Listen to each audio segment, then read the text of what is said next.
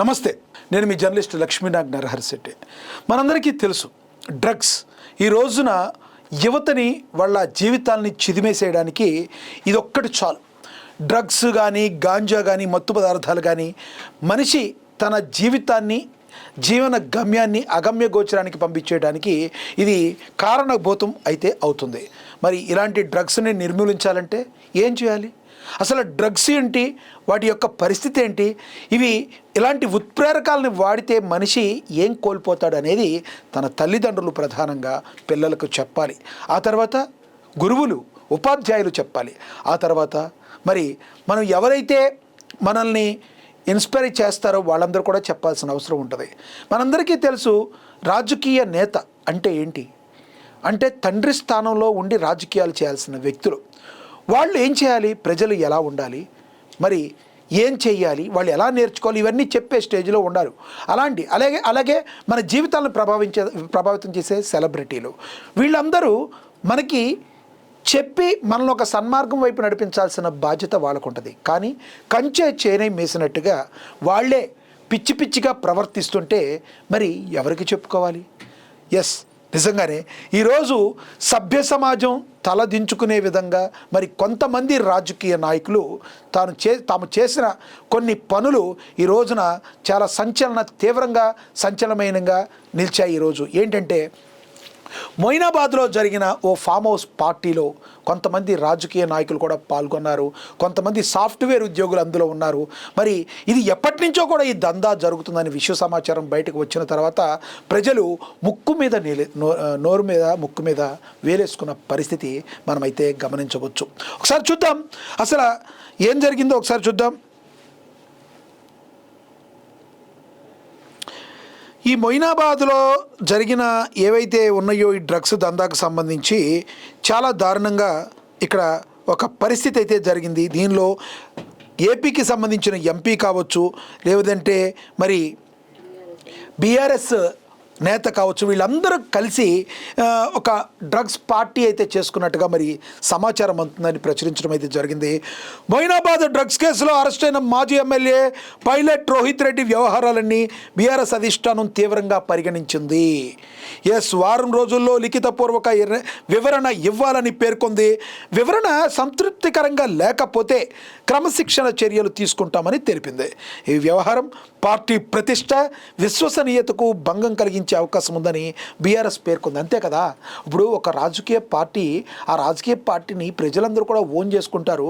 మా కేసీఆర్, మా కేటీఆర్, మరి మా తెలంగాణ జాతి పిత అని చెప్పుకునే కేసీఆర్ ఇలాకాలో, కేసీఆర్ పార్టీలో ఈ రకంగా డ్రగ్స్ కలకలం రేపటం, అలా డ్రగ్స్ యొక్క వ్యక్తి వాడాడంటే ఆ పార్టీలో ఉంటే ఆ పార్టీకి ఎంత అప్రదిష్ట. కాబట్టి మరి వీళ్ళు షోకాజ్ చెప్పారు ఏంటని. ఈ వ్యవహారం పార్టీ ప్రతిష్ట, విశ్వసనీయతకు భంగం కలిగించే అవకాశం ఉందని బీఆర్ఎస్ పేర్కొంది. తుది నిర్ణయం తీసుకునే వరకు పార్టీ కార్యక్రమాలకు దూరంగా ఉండాలని ఆదేశించింది. ఇక మరోవైపు మొయినాబాద్ డ్రగ్స్ పార్టీ వ్యవహారంలో కీలక నిర్ణయం దిశగా ప్రభుత్వం అడుగులు వేస్తుంది.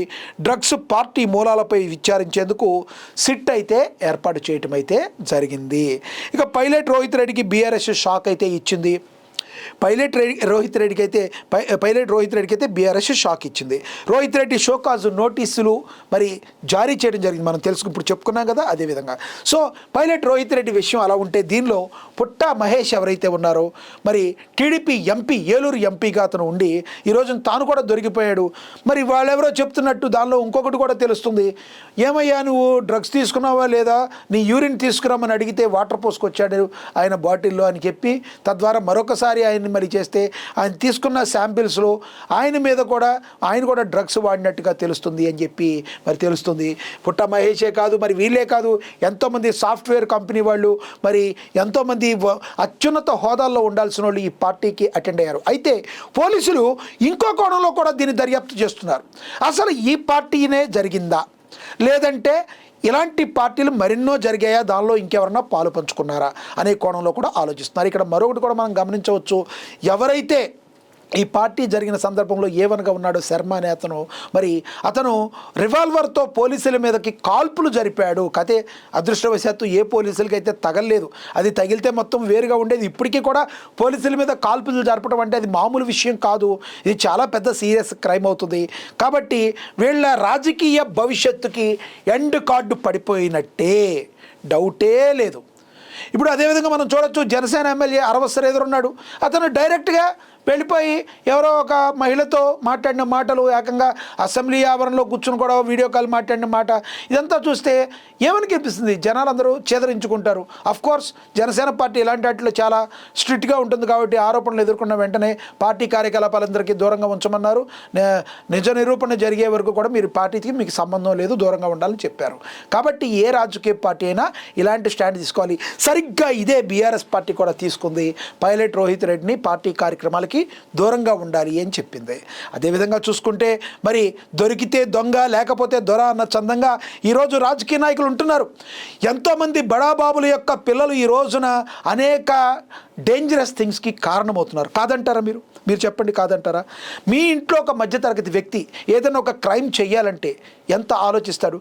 నిజంగా చెప్పాలంటే మధ్యతరగతి వ్యక్తులు క్రైమ్కి చాలా దూరంగా ఉంటారు. అది జరగవని నేను అన్ను, కానీ తల్లిదండ్రులు పెంచుకునే పెంపకాల మీదే ఆధారపడి ఉంటుంది. విచ్చలవిడిగా డబ్బులు ఖర్చు పెట్టడం, మరి ఏది మంచి ఏది చెడు చిన్నప్పటి నుంచే చెప్పకపోవటం, ఇవన్నీ కూడా కారణాలు అవుతాయి. ఇక్కడ వీళ్ళ విషయాల్లో కూడా విచ్చలవిడితనంగా డబ్బులు ఖర్చు పెట్టడం, ఎక్కువ డబ్బు ఉండడమే ఒక కారణంగా కనిపిస్తుంది.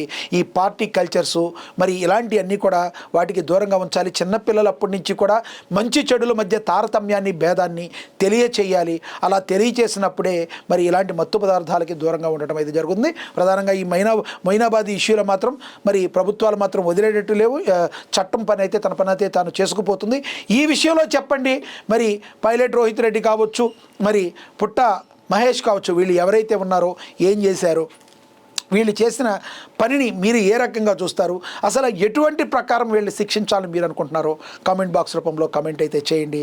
ఒకటి మాత్రం చివరిగా నేను చెప్పదలుచుకున్నా, దయచేసి ఈ సమ్మర్ వెకేషన్స్లో కూడా పిల్లలకి ఎలా ఉండాలి, ప్రధానంగా చూడండి, హైయర్ క్లాస్ పిల్లలు 7, 8, 9 తరగతి పిల్లలు, 10వ తరగతి పిల్లలు ఉంటారు కదా, ఆ వయసు నుంచే ఎలా వెళ్ళాలి, ఏది మంచి ఏది చెడు అన్నీ చెప్పే ప్రయత్నం తల్లిదండ్రులు చేయండి. ఎందుకంటే ప్రధానంగా పెద్ద గురువు ఎవరన్నా ఉన్నారంటే ముందుగా తల్లిదండ్రులే. దయచేసి చెప్పండి. ఉపాధ్యాయులు కూడా, మీరు కూడా పిల్లల్ని ఎలా ఉండాలో, ఎలా పెరగాలో చిన్నప్పటి నుంచి చెప్పండి. మంచి చెడుల మధ్య తారతమ్యాన్ని, భేదాన్ని మీరు తెలియచెప్పండి. ఈ రకంగా చేస్తే మాత్రమే ఈ యొక్క డ్రగ్స్ని కానీ లేదంటే ఏదైనా గంజాయిని కానీ అరికట్టే అవకాశం ఉంది. మరి ఇలాంటి మరొకసారి పునరావృతం కాకూడదని మనందరూ కూడా కోరుకుందాం. నమస్తే.